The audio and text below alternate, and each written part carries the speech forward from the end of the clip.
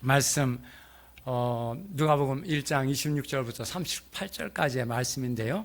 이 말씀 중에 34절 같이 다시 한번 같이 읽겠습니다. 34절 같이 읽겠습니다. 마리아가 천사에게 35절입니다. 35절. 천사가 대답하여 이르되 성령이 네게 임하시고 지극히 높으신 이의 능력이 너를 덮으시리니 이러므로 나실 바 거룩한 이는 하나님의 아들이라 일컬어지리라. 아멘. 하나님의 아들이 처녀 마리아를 통해 이렇게 잉태되시고 앞으로 이제 태어나시고 강보에 쌓여 구유에 누워있는 성탄절의 이런 이야기가 다 여기 누가복음에 나오는 말씀들에 기초해서 우리가 알고 있는 내용입니다. 오늘 이 말씀을 중심으로 오늘 본문 전체를 보면 하나님의 아들이란 말이 두 번이나 나옵니다. 여기 먼저 31절에 그가 지극히 높으신 이의 아들이라 일컬어질 것이요.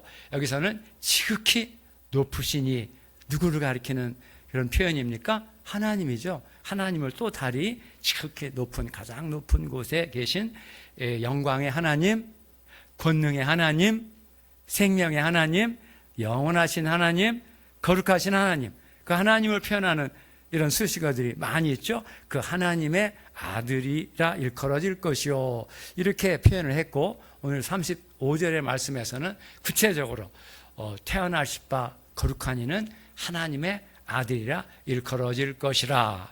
하나님의 아들이 처녀 마리아를 통해 잉태되시고 태어나시고 세상 가운데 오실 것을 예고하고 있는 이 말씀입니다.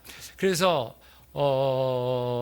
오늘 이 말씀은 지금 교회의 원력으로는 지금이 이제 성탄절이죠. 크리스마스 성탄절을 기념하는 네 주간, 이 네 주간을 가리켜 교회의 원력에서 대림절, 대강절 이런 표현을 씁니다.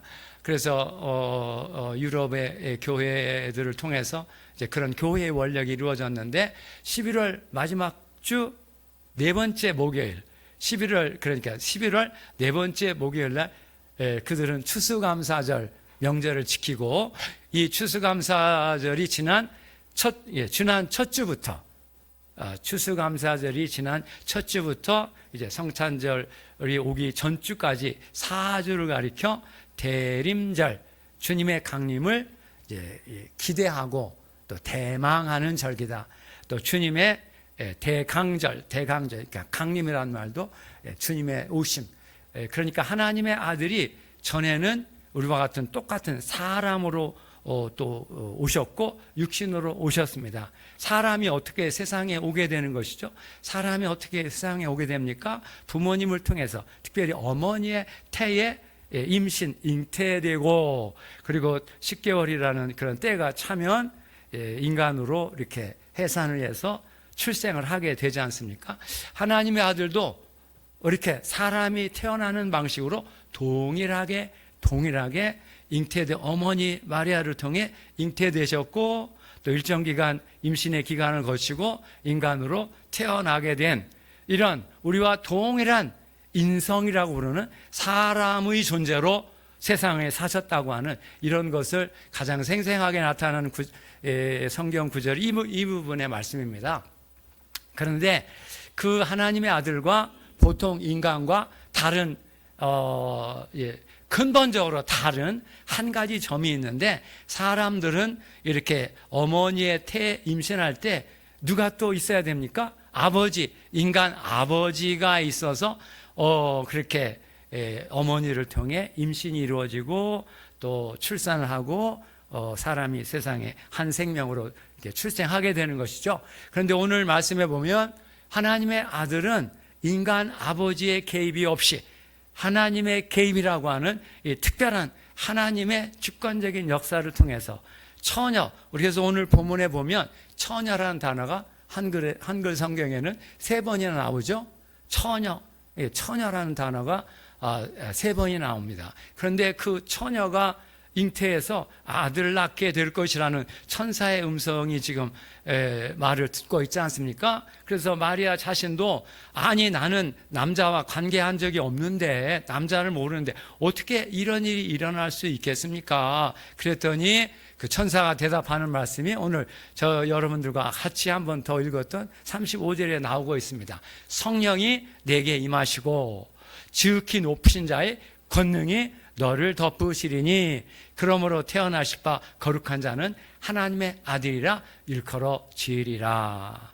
하나님의 아들은 이 성령이라고 부르는 이 존재는 하나님 자신인데 하나님이 하늘에 계시, 하늘이란 말은 하나님의 존재, 초월자의 존재를 가리키는 성경의 언어입니다. 그 초월자의 세계, 눈에 보이지 않고 또 귀로 들리지 않고 손으로 만질 수 없는 그런 초월의 세계를 가리켜 하늘이라고 부르는데 그 하늘이 하나님께서 하늘에만 계시는 것이 아니라 땅에 내려오셔서 하나님의 자녀들 속에서 함께 하시며 역사하시는 그 세상에 오셔서 행동하시는 하나님, 우리가 사는 이 세상 속으로 내려오셔서 행동하시는 하나님을 가리킬 때 구약성경에 세 가지 비유어를 사용했습니다. 첫째는 불이라는 이 불의 요소로 표현하기도 하고, 두 번째는 빛, 불이 활활 이렇게 불타면 거기서 뭐가 나옵니까?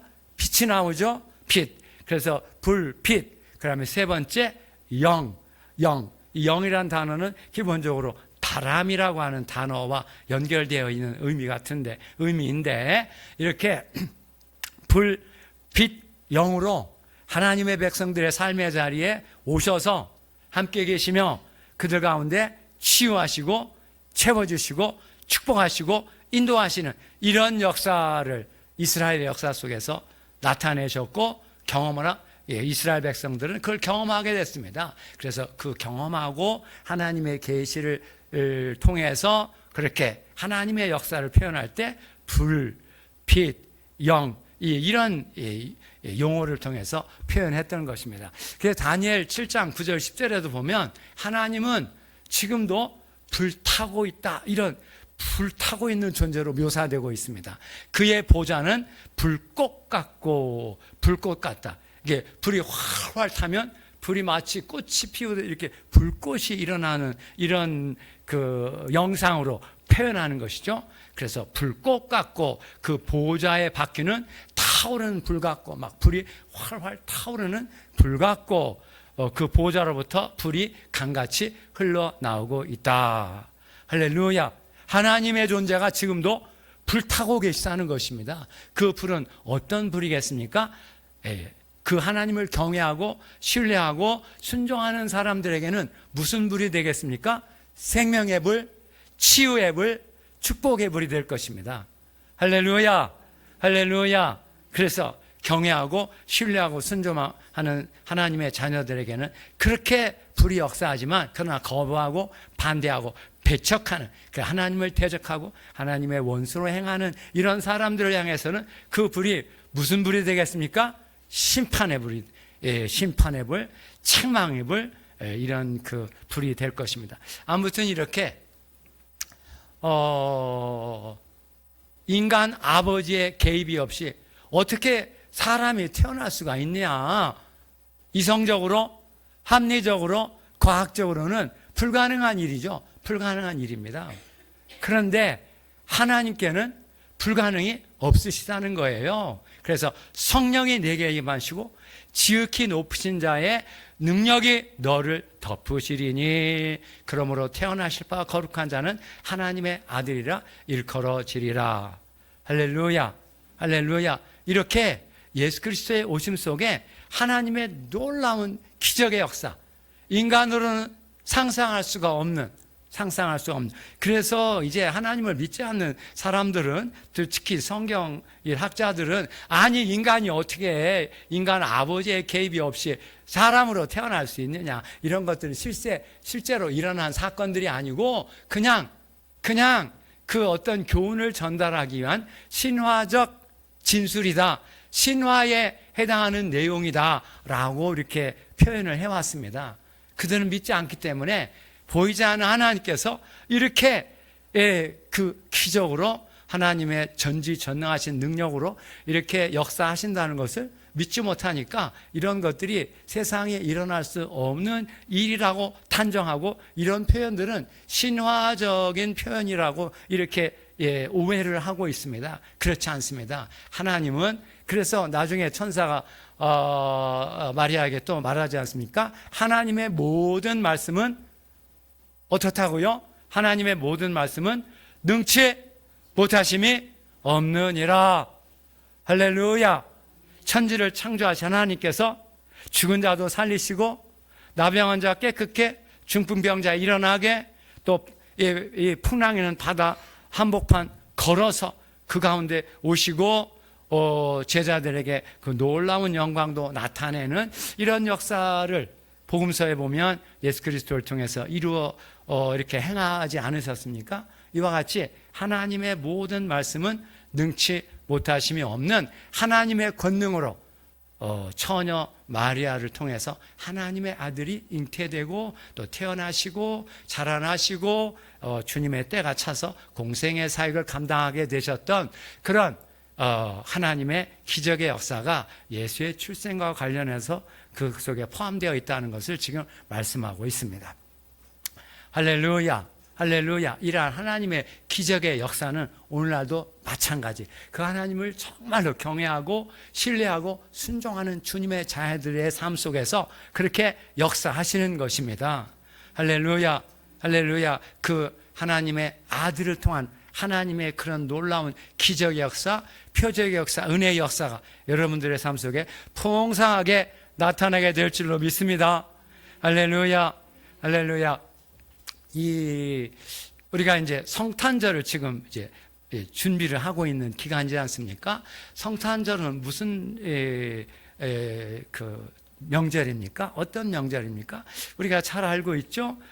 그러니까 초림하신 예수, 이미 2000년 전에 죄인들을 구원하러 세상에 오신 하나님의 아들 예수 그리스도, 그 초림의 예수를 기념하고 감사하고 축하하는 명절이죠. 첫 번째가 바로 초림하신 그 하나님의 아들 예수 그리스도를 기념하고 또 감사하고 축하하는 명절입니다. 그런데 그것만 있는 것이 아니라 이제 그 초림하셨던 예수 그리스도는 어떻게 되셨습니까? 십자가에서 우리 죄 사함을 위한 속죄 제물이 되셨죠. 그 다음에는 어떻게 되셨습니까? 죽은 자 가운데 부활해서 사망 권세 이기고, 사망이라고 하는 인간의 숙명을 주님이 다 돌파하시고 그걸 이기시고 죽은 자 가운데 부활 승천하셔서 지금 하나님 우편에 살아계시고 또 성령을 보내서 우리 가운데 함께 계시면서 역사하고 계신 살아계신 하나님의 아들입니다. 할렐루야. 할렐루야. 그렇게 믿으시기를 주의 이름으로 축복합니다. 그렇게 믿고 주 앞에 영광 돌리게 될 줄 믿습니다. 그래서 우리가 복음서에서 잘 알고 있죠. 제자들에게, 예수님 제자들에게 이런 질문하셨죠. 너희는 나를 누구라 하느냐? 너희는 나를 누구라 하느냐? 이렇게 질문하셨을 때 베드로가 뭐라고 대답했습니까? 마태복음 16장 16절에 따르면 뭐라고 대답했죠? 베드로가 주는 그리스도시요 살아계신 하나님의 아들입니다. 할렐루야. 할렐루야. 이것이 그리스도인들의 가장 중요한 중심적 신앙 고백입니다. 우리는 어떤 사람이냐면 그리스도인, 예수를 믿는 사람들은 예수를 어떤 존재로 믿고 사는 사람들이라는 것입니까? 예수를 그리스도요 살아계신 하나님의 아들로 믿고 사는 사람들이라는 것입니다. 할렐루야. 여기 두 개의 칭호가 나오죠. 그리스도라는 말, 그 다음에 두 번째 하나님의 아들, 하나님의 아들. 그런데 그 하나님의 아들 앞에 살아계신이라는 수식어를 넣습니다. 주는 그리스도시요 살아계신 하나님의 아들입니다. 이 두 가지 칭호인데 이것은 우리가 고백하는 신앙의 가장 중심적인 내용을 담고 있는 신앙 고백의 이름이기 때문에 여러분들이 이 이름의 내용을 분명하게 알고 이걸 만판에 새기고 그것을 따라서 믿음의 삶을 사는 게 필요하고 또 그렇게 믿고 주님을 따라가면 정말 주님은 그 말씀, 그 이름 속에 담겨져 있는 그 의미를 따라서 우리 가운데 임하시고 역사하시고 때로는 치유도 하시고 채워주시고 축복하시고 인도하시는 그런 역사가 일어나게 되는 것입니다. 할렐루야, 할렐루야. 그렇게 될 줄로 믿습니다. 여기 하나님의 아들 그리스도라는 두 개의 칭호가 나오는데, 하나님의 아들이라는 이 칭호는 예수님의 존재에 초점을 둔 칭호입니다. 예수님이 본래 어떤 존재인가라는 그 존재를 가리키는 칭호입니다. 하나님의 아들이란 하나님과 동일 본질의 존재, 하나님과 동일 본질. 그러니까 하나님은 어떤 존재이겠습니까? 하나님은 영원하신 분, 거룩하신 분, 전능하신 분, 신실하신 분, 살아계신 하나님, 이렇게 표현하는 이런 그 존재의 이건 속성이라고 부르는데, 하나님의 존재의 그런 요소들을 예수 그리스도 자신이 동일하게 가진 존재라는 것입니다. 영원하신 분, 거룩하신 분, 전능하신 분, 신실하신 분, 또 살아계신 분.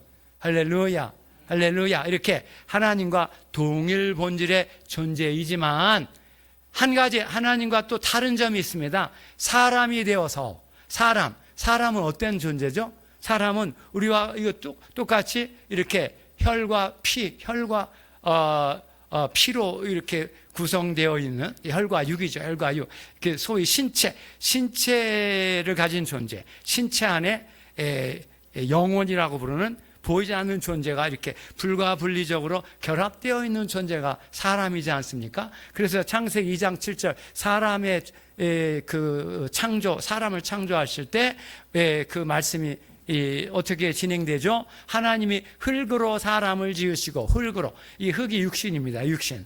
또 생기를 그 코에 불어 넣으시니, 생기, 생명의 바람이라고 하기도 하고 생명의 영이라고 또 부르는 이런 그 영혼의 존재가 하나님께서 그 코에 불어 넣으셔서 사람이 생명이 되었다. 살아있는 인간 존재.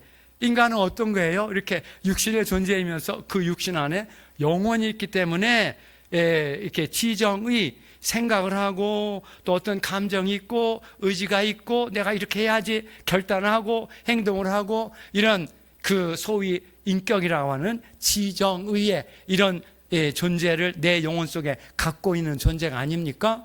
이렇게 신체를 가진 인간 존재가 이제 사람인데, 하나님의 아들도 또 동일한 그런 인간이 되셨던 존재이라는 것입니다. 그래서 오늘 이 누가복음 1장 말씀 속에 바로 하나님의 아들이 어떻게 사람이 되어 세상에 오게 되었는가를 설명하기 위해서, 또 이걸 변증하기 위해서 제시한 본문이 오늘 이 본문의 말씀입니다. 아까 말씀드린 것처럼 사람이 태어날 때 아버지의 개입이 없이 태어날 수가 없습니다. 보통 인간으로는. 그러나 이 하나님의 아들이 태어난 것은 특별한 하나님과 영원 전부터 함께 계시다가 이제 하나님의 구원의 역사의 목적을 실현하기 위해서 우리와 똑같은 사람이 되어서 우리의 죄값을 다 치르시고 우리의 형벌도 다 받으시고 구속과 속량이 되시기 위해서 십자가에 못 박혀 죽으심을 통해서 속죄의 희생, 대속의 희생 제물이 되시고 속죄의 피, 대속의 피를 흘리려면 사람이 되었어야 됐기 때문에 그렇게 세상에 올 때 어머니의 태에서 잉태되시고 그리고 출생하시고 또 자라나는 청소년기를 거치고 성이 되어서 하나님의 때가 찼을 때 이제 침례 요한에게 침례를 받으시고 공생애를 시작하게 되는 이런 내용들이 다 복음서 처음 부분에 나오는 내용들이지 않습니까? 우리가 잘 알고 있는 내용입니다. 그런 속에서 우리는 이런 진리, 그런데 하나님의 아들이 왜 하필 처녀를 통해서 이렇게 잉태되고 사람으로 태어나셔야 됐느냐, 이 속에도 이제 그 예수 그리스도의 존재성에 관한 중요한 진리를 담기 위해서 이렇게 제시를 하고 있습니다. 모든 인간은 죄의 본성, 하나님을 불신하고 불순종하는 죄의 본성을 갖고 태어나게 됩니다. 이것이 아담 안에서 모든 인간이 이제 하나님을 대적하고 하나님의 원수로 행하게 된 타락이라고 부르는 그런 인간 존재의 모습입니다. 아담 이후에 태어나는 모든 인간은 다 근본적으로 첫사람이 범죄했기 때문에 우리는 다 그의 범죄의 유산을 따라서 하나님을 불신하고 불순종하고 대적하고 하나님의 원수로 행하다가 심판받아 멸망할 수밖에 없는 이런 존재였습니다. 그래서 사도 바울 고린도전서 15장 22절의 말씀에 보면 아담 안에서 모든 사람이 죽는 것 같이 그리스도 안에서 모든 사람이 생명을 얻으리라. 이런 말씀에서와 같이 우리는 다 아담 안에 있는 인생이요, 그래서 하나님과의 관계가 단절되었고 저주와 진노 아래에 있었고 심판받아 멸망할 수밖에 없는 이런 존재였는데, 하나님께서 그의 아들의 속죄의 희생을 통해서 이런 죄와 죽음의 권세로부터 우리를 해방시켜 주시기 위해서, 저주와 진노의 삶에서 우리를 구원하기 위해서 하나님의 아들을 보내시게 되었는데, 그 하나님의 아들은 죄가 없는 유일한 존재죠. 죄가 없는 하나님의 아들로서 인간이 되시기 위해서는 처녀를 통해서 세상에 오셔야 했습니다. 그래서 이렇게 처녀를 통해서 잉태되셨다는 이런 말을 강조하기 위해서 처녀란 단어를 3번씩이나 지금 사용하고 있습니다.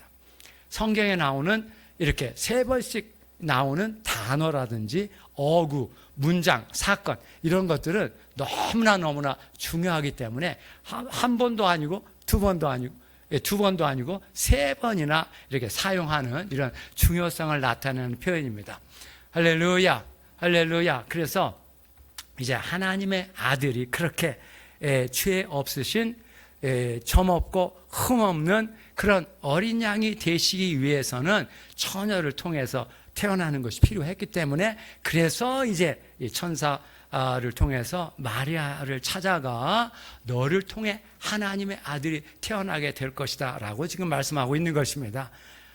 할렐루야. 그런데 이 마리아도 처음에는 그렇게 몰랐죠. 나는 남자를 알지 못하는데 어떻게 이런 일이 있겠습니까? 그래서 지금 천사가 그를 설득하기 위해서 말씀하고 있는 것이죠. 성령이 내게 임하시고 지극히 높으신 이의 권능이 너를 덮으시리니, 이제 너에게 잉태되고 태어나시는 거룩한 자는 하나님의 아들이라 일컬어지리라. 할렐루야.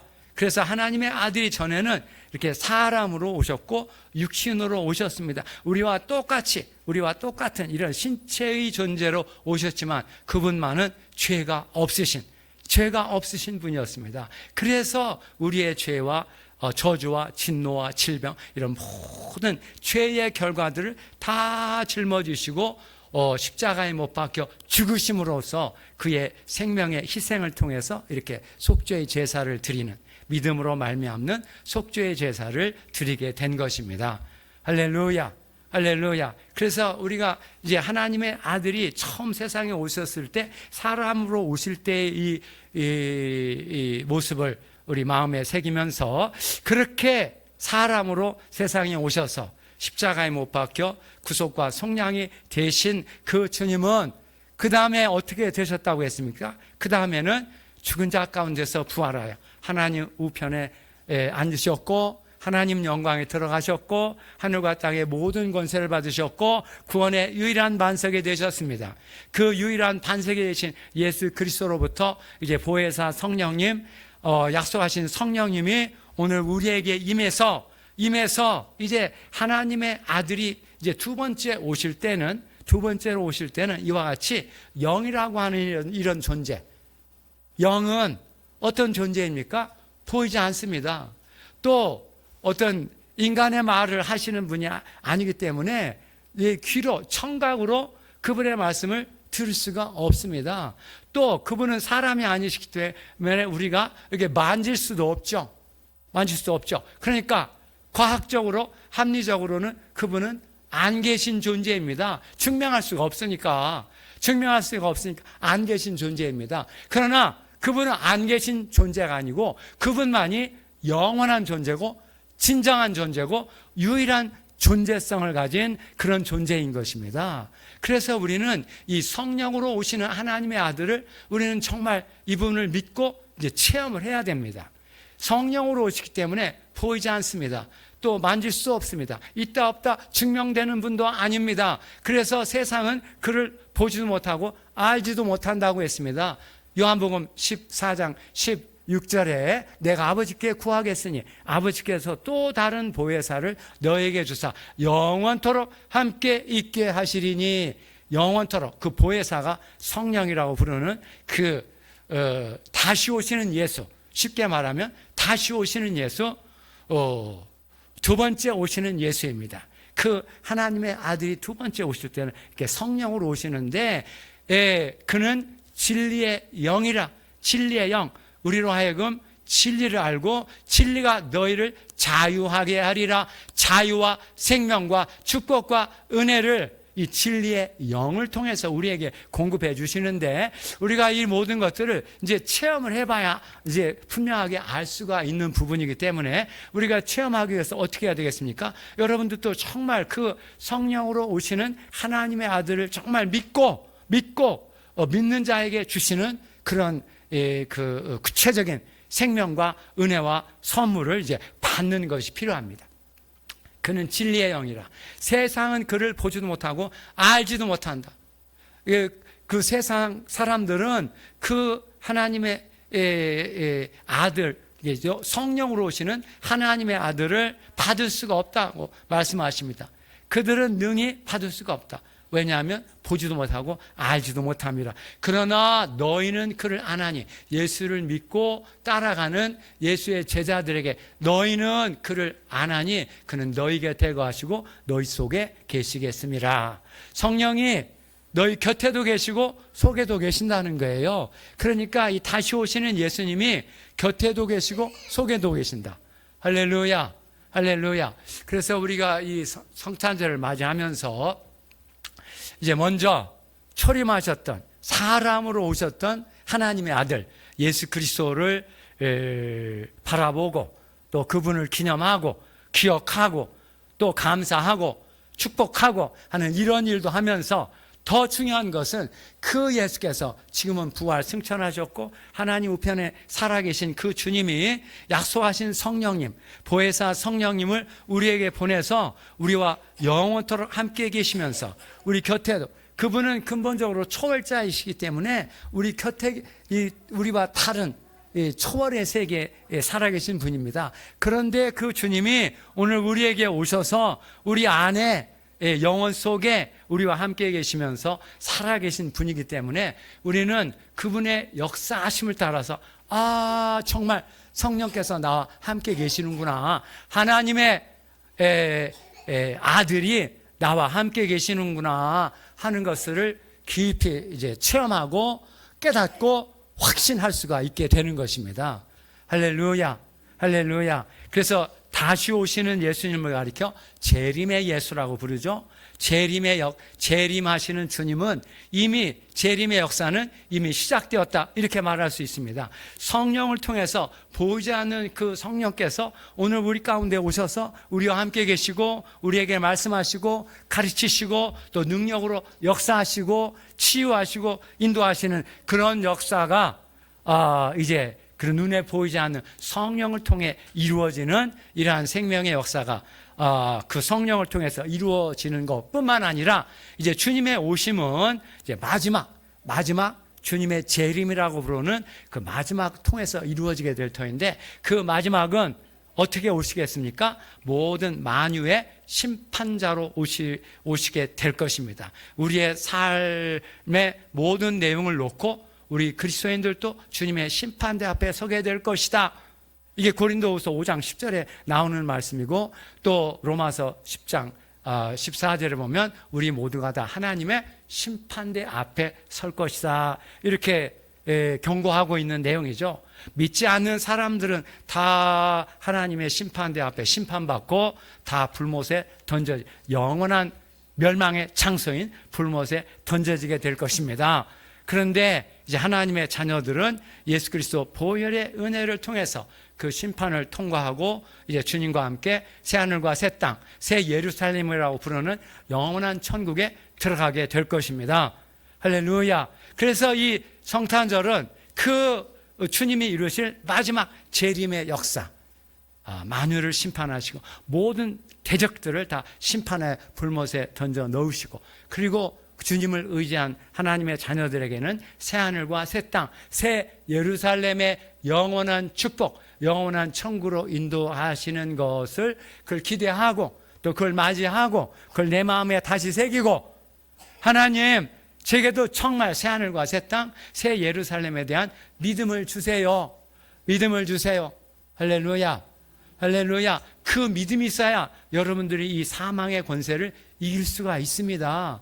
우리가 살다 보면 이제 죽음의 권세가 여러 가지로 우리 마음 가운데 역사를 하게 됩니다. 두려움, 불안, 공포. 죽음 앞에서 이 사망의 권세를 이기신 예수의 영이 없으면 이 두려움, 불안, 공포를 이길 수가 없습니다.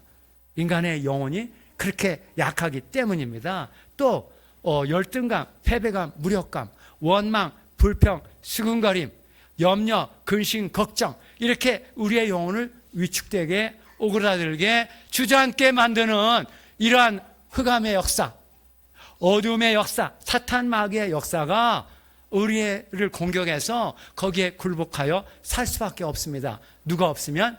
예수 그리스도의 그 성령이 없으면, 예수 그리스도를 믿는 믿음을 통해서 우리에게 주어지는 그 성령의 역사, 성령의 권능의 역사가 없으면 이 사망 권세를 이길 수가 없습니다. 그래서 우리는 정말 예수를 믿되 그 성령의 은혜를 받기 위해 기도해야 되겠습니다. 그래서 오늘 1장 35절에 성령이 내게 임하시고 지극히 높으신 자의 권능이 너를 덮으시리니, 성령과 권능이라는 단어가 핵심이죠. 성령이 내게 임하시고 지극히 높으신 자의 권능이 너를 덮으시리니 태어나실 바 거룩한 자는 하나님의 아들이라 일컬어지리라. 할렐루야. 할렐루야. 오늘 여러분들의 삶에도 다시 이 성령이 여러분들에게 임하고 또 지극히 높으신 자의 권능이 여러분들에게 임하면 무슨 일이 일어나겠습니까? 눈이 열려 주님이 보이고, 귀가 열려 주님이 음성이 들려오고, 입이 열려 주님과 더불어 이렇게 소통하게 되고, 못 걷는 자 걷게 되고, 나병한 자 깨끗게, 중풍병자 일어나게, 죽은 자 살아나는 역사가 일어나게 되는 것입니다. 할렐루야. 예수님 공생에 이루어졌던 그런 역사를 이제 치유의 관점에서 보면 이렇게 7가지 완전하게 치유의 역사가 일어난다는 것입니다. 못 보는 자 보게, 못 듣는 자 듣게, 말 못하는 자 말하게. 하나님과 더불어 말을 못했는데 말하게 하시는 거예요. 찬양하게 하시는 거예요. 할렐루야. 그런 은혜가 임할지어다. 못 걷는 자 걷게, 나병한 자 깨끗게, 중풍병자 일어나게. 중풍병자와 같이 늘 자기 인생을 한탄하며 탄식하며 열등감, 패배감, 무력감에 앉아있는 청년들 많이 있는데 거기서 일어나야 되겠죠? 일어날지어다. 청년들이여 일어날지어다. 주님께서 주시는 그 능력으로 일어나서 한 번밖에 없는 인생 하나님께 영광 돌리며 살다가 주께로 가야 되지 않겠습니까? 할렐루야. 청년아, 내가 네게 말하노니 일어나라. 일어나라. 그 죽었던 청년이 일어나 새 생명을 이렇게 받지 않았습니까? 달리다컴, 소녀야, 내가 네게 말하노니 일어나라. 일어나라. 내 자녀들이여 일어날지어다. 일어날지어다. 이렇게 주님이 지금 재림의 주님이 성령으로 우리에게 오셔서, 지금은 성령으로 오셔서 이렇게 주님의 영광과 생명과 권능을 나타내고 계신 것입니다. 할렐루야. 할렐루야. 그래서 이제 여러분들의 개인적으로도 이렇게 주님의 살아계심을 체험하고, 여러분들의 자녀들도 그런 주님의 은혜를 따라 살고, 또 여러분들의 사업토를 주님이 축복해 주셔서 이 어려운 상황 속에도 주님의 은혜로 더 주님의 그 축복과 부요함을 체험할지어다. 체험할지어다. 주의 살아계심은 좋은 상황 가운데서 나타나는 게 아닙니다. 어렵고 답답하고 안타깝고 속상 이런 상황 속에서 주님을 의지하고 기도했더니 하나님께서 놀랍게 내 상황을 반전시켜 주시고 역전시켜 주시는 역설의 하나님이신 것입니다. 복음은 역설의 복음입니다. 그래서 주님이 너는 나를 따라오려거든 자기를 부인하고 자기 십자가를 지고 나를 따를 것이니라, 이렇게 말씀하신 것이죠. 할렐루야, 할렐루야. 십자가라고 하는 이런 고난과 역경과 시련의 상황이 있지만 오히려 그걸 통해서 부활의 생명과 권능과 영광을 체험하게 된다는 것입니다. 할렐루야.